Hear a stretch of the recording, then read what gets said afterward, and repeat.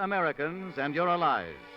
Armed Forces Radio brings you a special rebroadcast with Victor Young and the orchestra, the Ken Darby Singers, John Nesbitt, and America's beloved baritone, John Charles Thomas.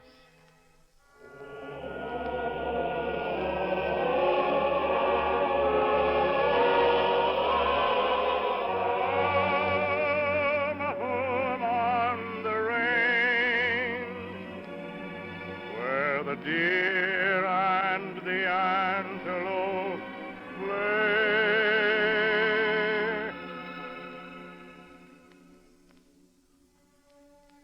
Hello, dear friends. This is John Charles Thomas. Well, here we are again with another half hour of song, story, and music for you men and women in the armed forces of the United Nations. For story, we have John Nesbitt, one of America's best. For music, there's Victor Young and the orchestra, and for song, the Ken Darby chorus and myself. And now, Vic, with the preliminaries over, let's get started. I've made a selection from opera for my opening this Sunday, and because it's one of the truly great pieces of opera, I feel sure it will be familiar to most of you. The prologue from Pagliacci.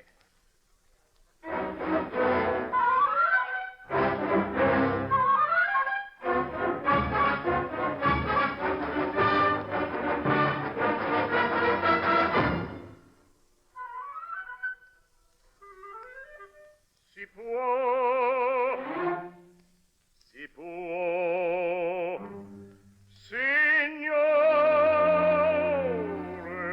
signori, scusatemi se da sol mi presento, io sono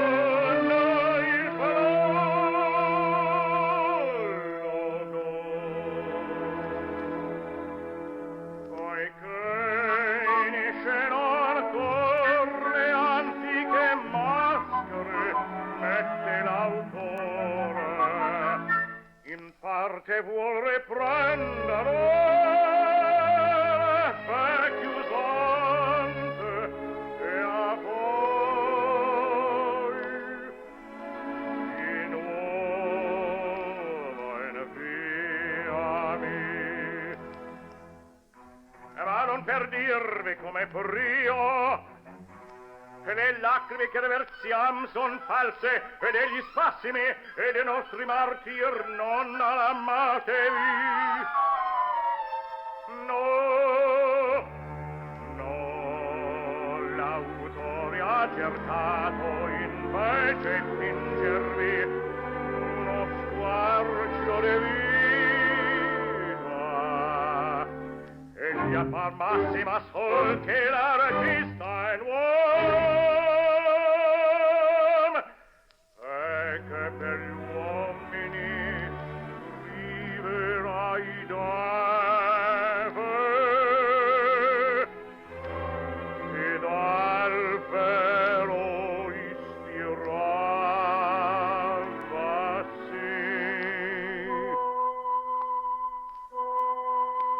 Un nido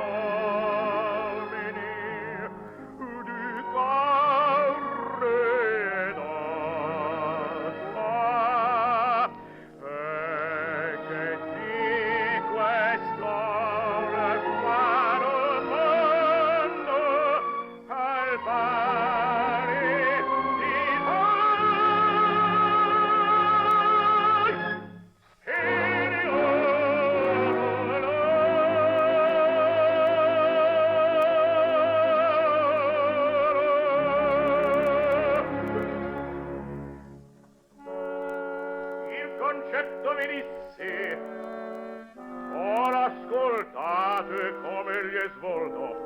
Andiamo,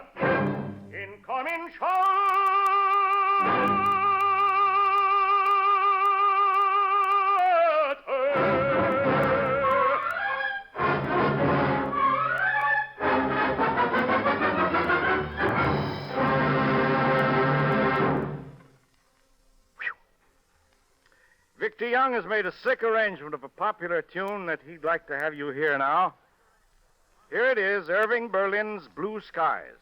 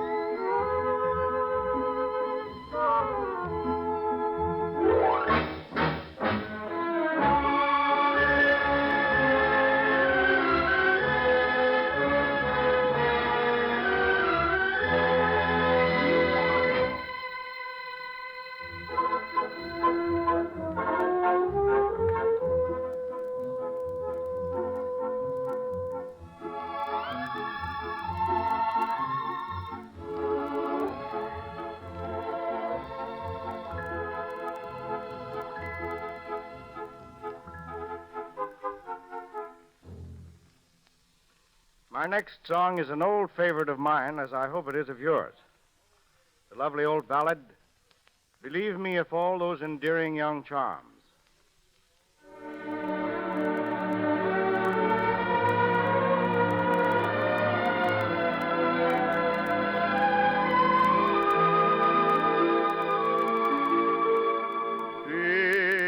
Believe me if all those endearing young charms which I gaze on so fondly today were to change by tomorrow and fleet in my arms like fairy gifts fading away. Thou wouldst still be adored as this moment thou let thy loveliness fade as it will, and around the dear ruin each wish of my heart would entwine itself verdantly still.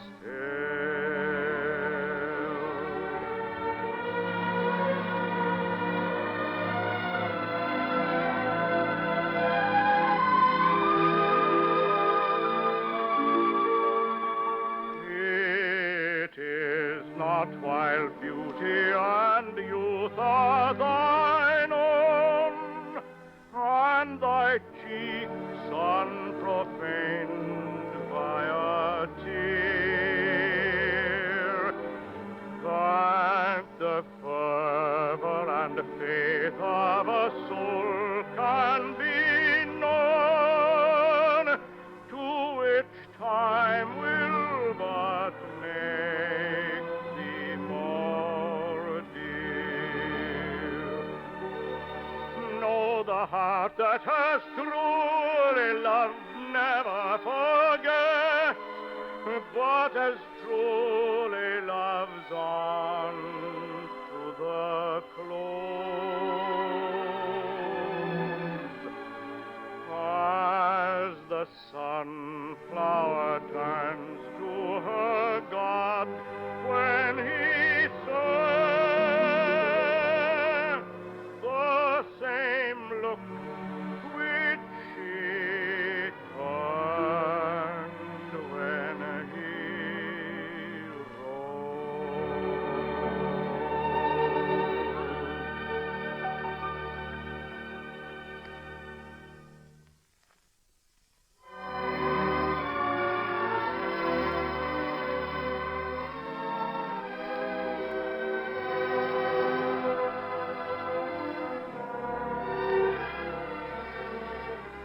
Ken Darby has a very special reason for choosing the number he's arranged for our chorus to sing today. John Nesbitt will tell you about it later. The Song of the Merchant Marine.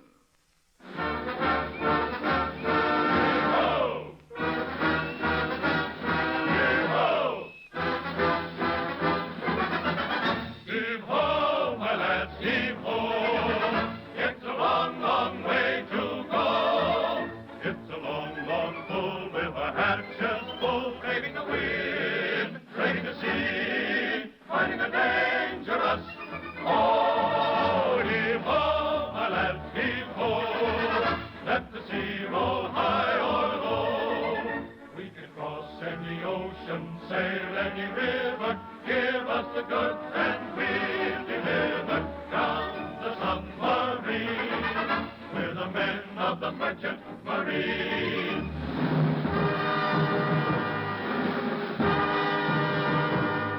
I've carried guns to the Solomons and jeeps to Tripoli. I've carried wheat for the boys to eat from Nome to the Coral Sea. I've sailed with planes to Liverpool and Leningrad with tanks. I made it through to Iceland too, with a regiment of Yanks. I've burned my feet with the deck plate's heat, and frozen with the cold, while dodging subs in rusty tubs with nitro in the hold. Heave-ho, my lads, heave-ho, let the sea roll high or low. We can cross any ocean, sail any river, give us the goods and we'll deliver anywhere. You will find the merchant marine, we'll be there.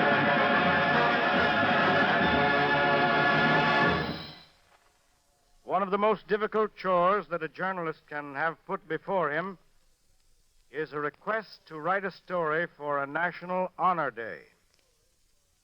He usually groans aloud and complains that everything about it has already been said before. So we challenged John Nesbitt to prepare us a story for Maritime Day. And now we'll see what he's done with it.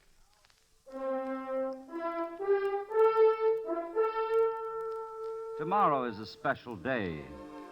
It's one of those days to which we pay little attention in peace, but which in these times has great meaning. It is called Maritime Day, and it's in honor of the Merchant Marine. And a year ago, on this same day, we told you about the staggeringly great fleet of ships that we're building. But this time, we watch the one element which is much more important than those ships. It is the men who sail them. Imagine, if you please, that you're standing on the edge of one of the great rocky cliffs that line the coast of Oregon. And far out on the Pacific, there's a tiny speck of white. And as you watch it, you can see that it's slowly moving along.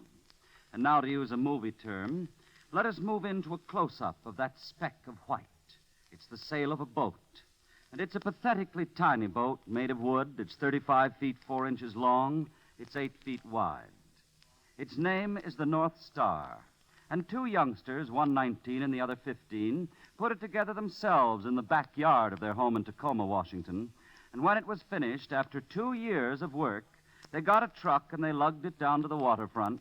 And early in May 1939, they started out in that boat for Santa Monica, California. And that is 1,165 miles from Tacoma. You must realize that the foggy and treacherous coasts of Washington, Oregon, and California are among the most dangerous in the world. This is a beautiful graveyard of lost ships. And you must also know that this tiny boat, so small you could put it into a living room, had no engine. It depended entirely on the wind. Because, you see, to these small boat sailors, an engine is often a sissy thing. And that, too, is part of the great adventure, to be completely dependent upon yourselves alone. South of San Francisco, the barometer suddenly fell, and a storm was coming. And all along the shore, red and black flags were hoisted. There was no harbor in which to run for shelter. And the two youngsters did the next best thing, which was to head out for sea before the storm screamed in, so that they wouldn't be blown onto the rocks. And 200 miles out at sea, the wind struck. And now they nailed canvas over their hatches and bolted down the port lights. And they took in all sail except for one little triangle of heavy canvas which would act as a weather vane and keep their homemade boat pointed into the wind. And they put out a sea anchor, a canvas scoop at the end of a line to keep the boat from drifting too fast. And finally, to keep from being washed overboard, they tied ropes around themselves, and they knotted the ends around the mast. And when the wind struck, the entire surface of that sea was churned into a froth. Crouched in the cockpit in oilskins and sou'westers, the two boys simply waited. And gigantic waves lifted the tiny homemade boat high into the air and crashed down on the decks. For 3 days and 3 nights, the youngsters were wet to the skin. It was impossible to cook. It was impossible to sleep. And they ate nothing but hardtack, preserves, and some chocolate bars. 3 weeks later, I happened to be standing on the yacht pier at Santa Monica, and I noticed a small and battered sailboat come neatly rounding in behind the breakwater. And a part of its railing was gone, and the sail was shredded and patched.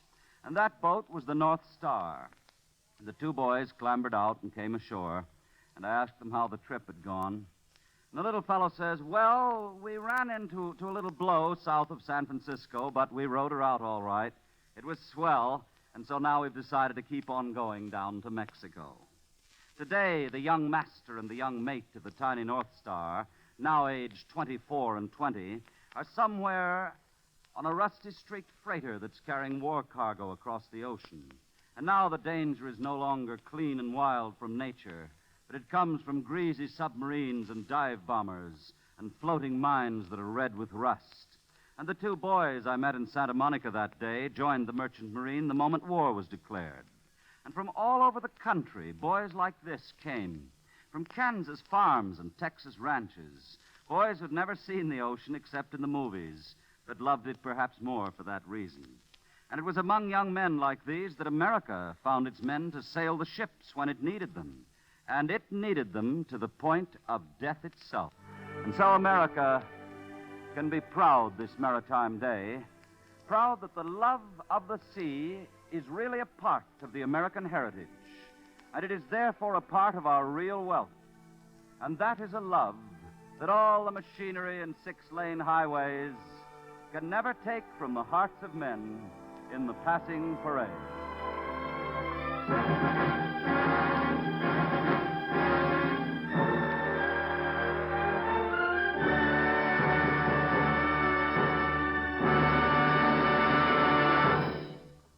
Thank you, John Nesbitt.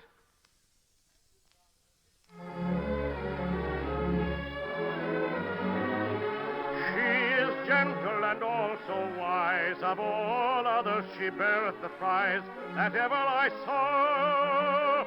To hear her sing, to see her dance, she will the best herself advance that ever I saw. to see her fingers that be so small. In my conceit she passeth all that ever I saw. And nature in her hath wonderly wrought. Christ never such another bought that ever I saw. I have seen many that have beauty, yet there is none like to my lady that ever I saw. Therefore I dare this boldly say, I shall have the best and fairest maid that ever I saw. That ever I saw.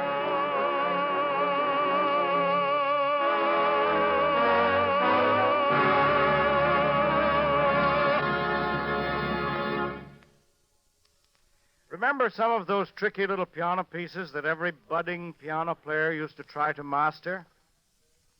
Getting on the keys, stumbling, dizzy fingers, and so on. Well, the list wouldn't be complete without the tune Victor Young is now going to play with the orchestra. Nola.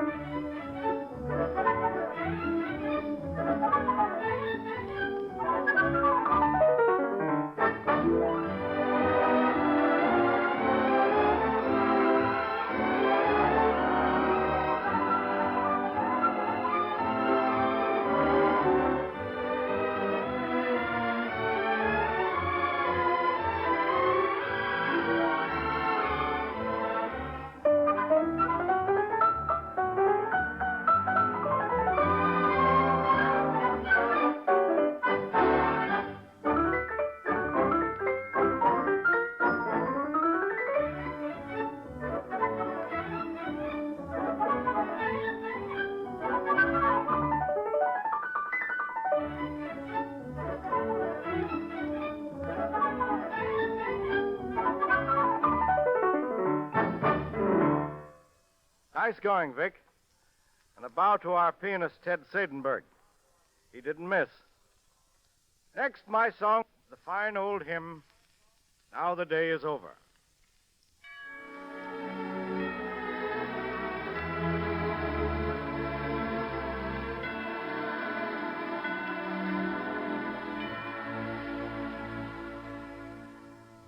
Now the day is over, night is drawing nigh, shadows of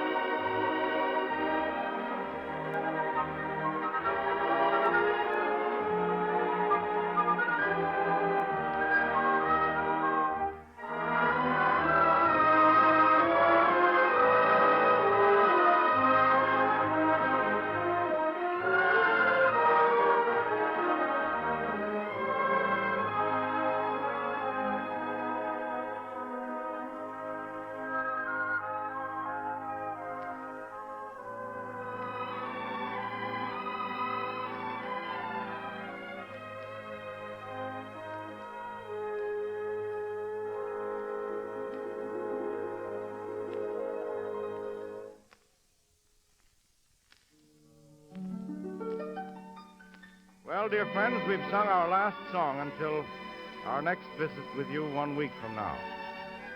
You know, Vic and Ken and I especially enjoy getting letters from you servicemen and women, and if you have a song or musical selection you would like to hear, just drop us a line.